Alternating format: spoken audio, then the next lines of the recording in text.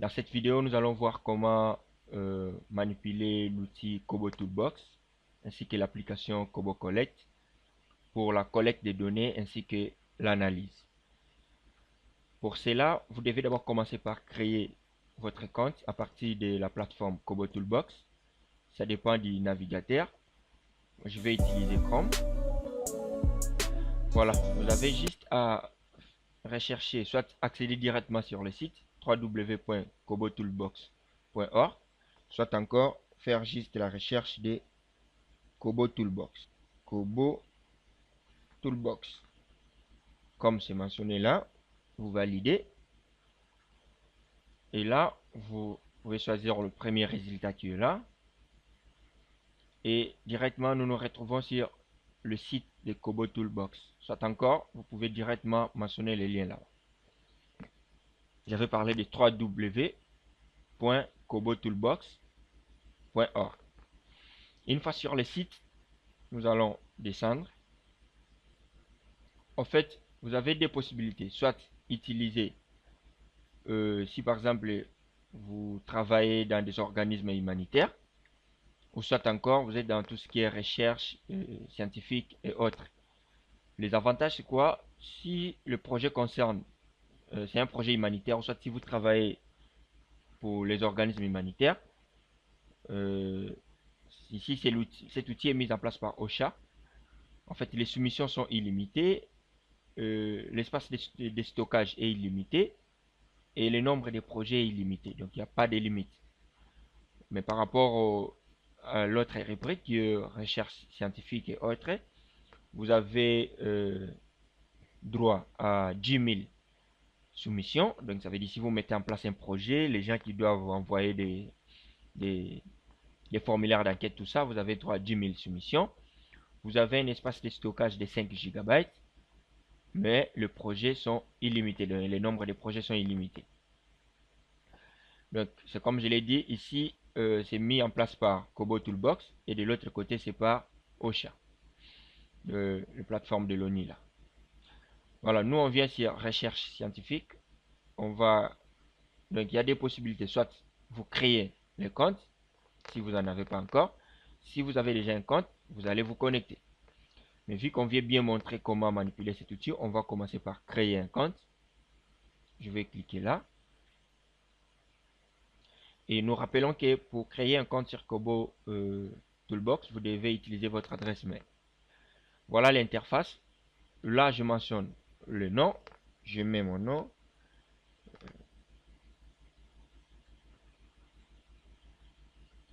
Je mets Chris Mouyaya. Sur organisation, je vais écrire le nom RFS Consulting.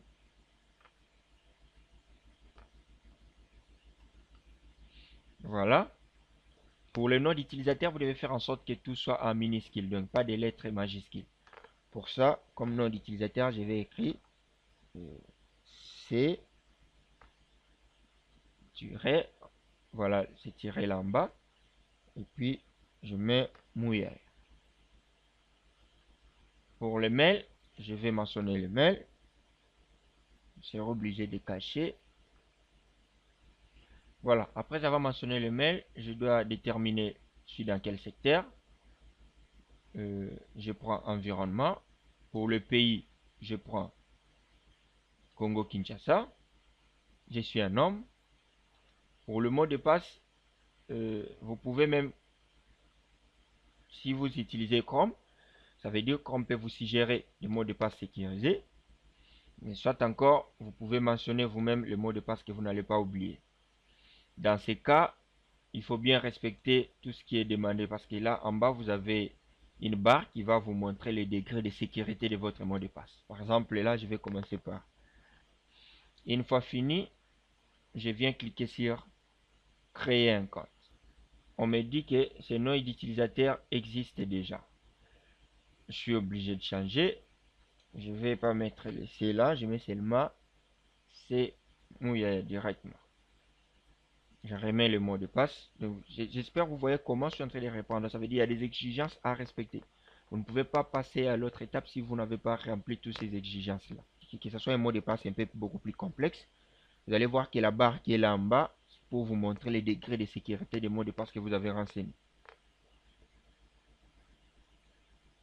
J'utilise des lettres majuscules et minuscules, des tirets, des chiffres et d'autres signes, par exemple arrobase, ainsi de suite. Après, je viens cliquer sur créer un compte. Voilà, le compte est créé. Vous avez le message qui est là, compte créé. Merci d'avoir créé un compte Kobo Toolbox. Maintenant, je dois accéder à mon compte Gmail pour voir le courrier que Kobo Toolbox m'a envoyé. Ce que je retrouve. C'est à partir de ces liens que je vais maintenant cliquer pour accéder à mon compte.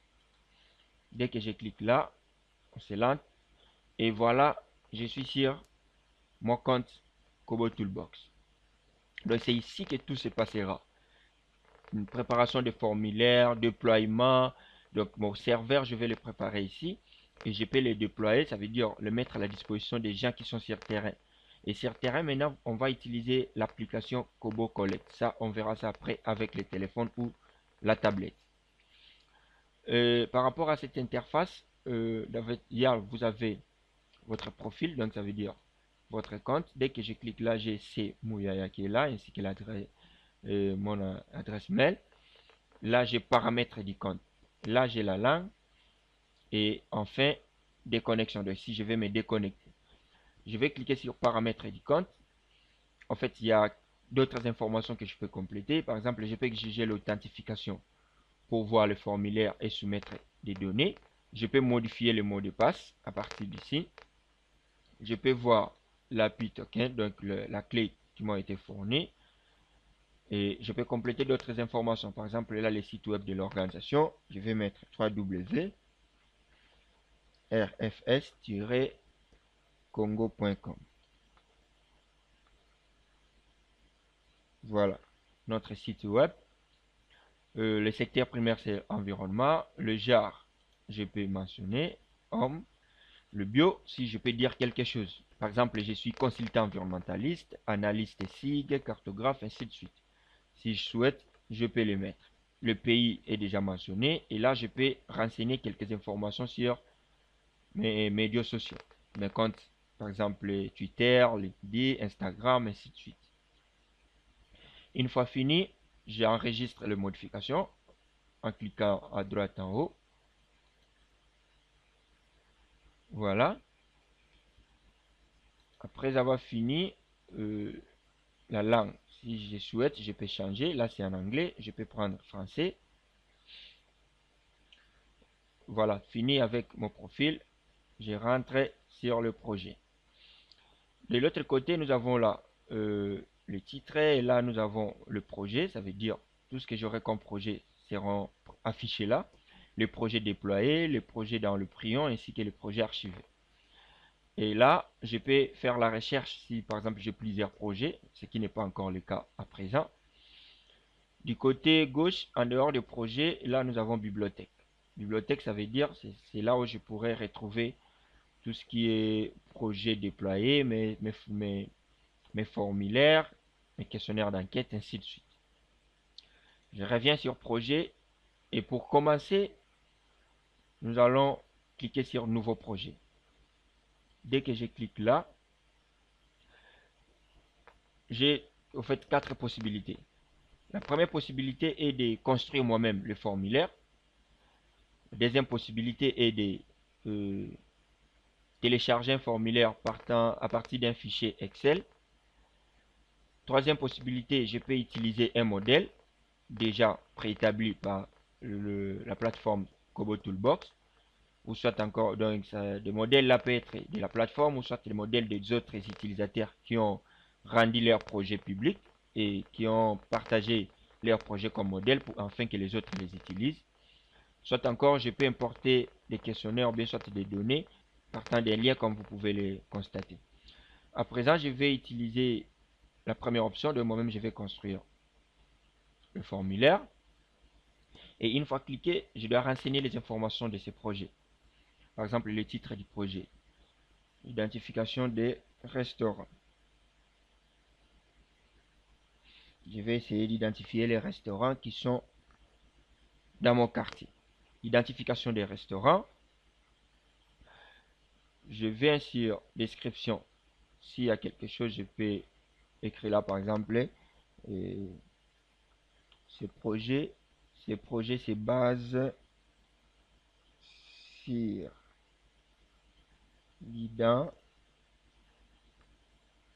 l'identification des restaurants dans la commune de Lemba. Voilà. J'avais très mal écrit le mot commune. Et après, je peux indiquer le secteur. Le projet est dans quel secteur. Je vais chercher. Je prends développement économique et social. Le pays, c'est le Congo-Kinshasa. Voilà. Et là, si vous souhaitez, vous pouvez partager votre projet avec le public, tout ça, mais non, ce n'est pas le cas. Je clique sur créer le projet. Et voilà, le projet vient d'être créé, mais jusque là, nous n'avons presque rien comme questionnaire. Pour commencer, c'est plus simple que ça. D'abord, par rapport à cette interface, là, vous avez l'icône qui vous permettra à prévisualiser tout ce qui est questionnaire ou questions que vous avez déjà mis dans le formulaire. Là, vous pouvez insérer la sélection en cascade. On verra ça après. De l'autre côté, vous pouvez additionner des formulaires en les récupérant dans la librairie si vous en avez déjà. Et là, nous pouvons indiquer quelques paramètres concernant notre projet. Par exemple, le forme des styles. On peut changer, mais c'est mieux qu'on puisse voir ça lorsqu'on va placer quelques questions déjà là. Et là, on peut renseigner quelques métadonnées, quelques d'autres informations qu'on aimerait puissent être affichées lorsque quelqu'un remplit le formulaire. On peut par exemple récupérer le username, le nom d'utilisateur, les numéros de SIM, s'il a utilisé le téléphone, la date, donc les débits. Dès qu'il commence à collecter des données, et au moment où il va finaliser, donc enregistrer pour envoyer, et on peut récupérer son numéro de téléphone, ainsi de suite. Donc, toutes ces informations, c'est ce que vous allez cocher ici. Dès que les gens vont commencer à enquêter sur terrain et puis vous envoyer les formulaires, vous aurez ce genre d'informations provenant de vos enquêteurs. Vous pouvez autoriser aussi des backgrounds en audio, ainsi que d'autres détails qui sont là qu'on va voir au fur et à mesure qu'on va évoluer. Dans un premier temps, pour commencer avec le formulaire,